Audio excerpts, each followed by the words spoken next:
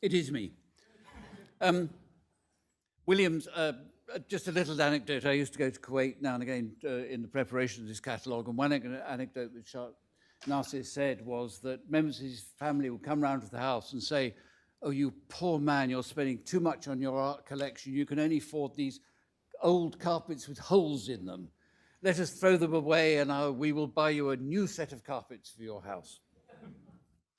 My involvement with the collection started in the 1990s, first through Katie Marsh and then meeting Sheikh Nasir himself, and ended up with this catalogue. And the very cover image, I think, shows something of the scope of interest of Sheikh Nasir, that this is it was then a unique fragment of Eastern Iranian slipware showing a figural picture, which was unknown at that time, and I think shows his interest and discernment in not just odd things, but odd things which were quite important. And this was the first of something that has since grown into a much bigger field. The collection that he built is not only filled with iconic great masterpieces, the Fatimid luster bowl on the left, the Ottoman Iznik jug on the right, and things like that, but other things for which people like me were really grateful, that bringing back from hidden or forgotten collections, for instance, a whole group of Sultanabad ware, of which one is here on the left from the Kalekian collection, which hadn't been seen in decades, or things from the Bahag Degane collection, this fantastic Damascus luster jar here on the right. But masterpieces, yes. But actually, what I found interesting was the extent of the collection in other areas.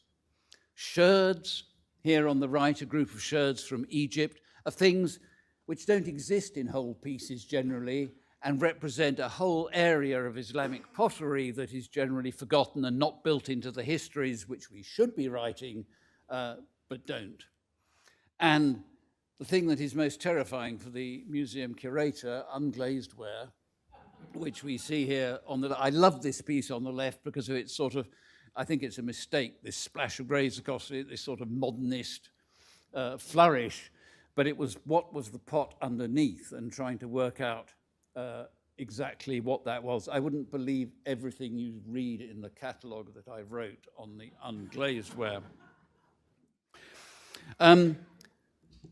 Also really important and fascinating to me was a whole group of molds.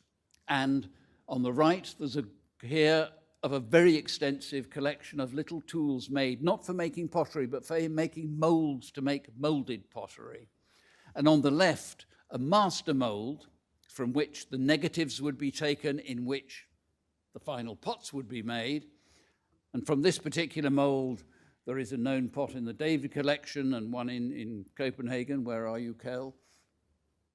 There you are. And one in Tehran. This is already a second generation master, and it opens up a whole new perspective on mold making as a separate skill from potting, and what it means about provenance, distribution, attribution, and so forth. And Sheikh Nasir didn't just allow us, but was actually positively keen for us to look into the dodgy bits in his collection. And as in any collection of any ambition, there are dodgy bits. I mean, Islamic pottery is full of dodgy bits. This was one of his pride and joys, a very rare lakabi dish published by Pesar in 1920, a Syrian 12th century. And when Kirsty Norman, who was employed as conservator there at that time, started looking into it, it became more and more complex. And the more we got into it, the more complex it became. And we had to say to him, look, if we go any further with this, we're not going to put it back again like it was. And he said, no, carry on. And it ended up with this object, which consists of over 200 sherds, of which every sherd is either belongs to the front bit, the front of the plate, thank you, So on the left are the sherds from the front of the plate, on the right are the sherds from the back of the plate. They're all genuine, they all belong to the 12th century Syria, but they don't belong together. And they were patched together, glued together, and made up into this dish. Sheikh Nasser not only was interested in following this, but in publishing it. And I have to say that the chapter in that book by Kirsty Norman is the most important chapter in the book. And long after my historical speculations have become outdated, I think that will be something that goes on. It's full of, everyone should read it, it's full of the dangers you have to look out for when dealing with particularly early Islamic pottery. This is a very modest slide. It just shows the imprint on the book. It was published in 2004. And behind this, there are a number of things that I'd like to say. One is 2004 was 10 years at least after I had been invited to start writing the book. No idea of a deadline, no pressure, just take your time. The collection evolved, the catalogue evolved, we discussed things, and eventually it came to fruition. More than 10 years, and I believe I'm not even, the longest author in producing a text at that time. And that is a sign of a truly great patron dealing with such a publication. The other thing was Manuel Keane apparently had said to Sheikh Nasser, and he took up this suggestion. He said, this book absolutely has to be A4 format. Why? So it's easy for students to Xerox.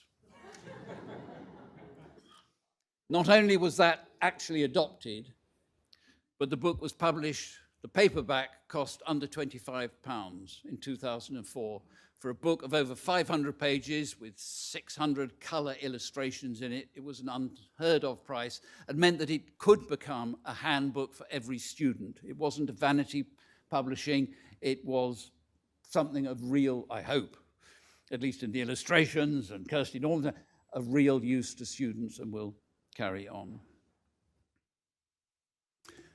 Finally, I found it very interesting that in his preface to the catalogue, he didn't boast of the wonderful masterpieces that he'd acquired or the great rarities.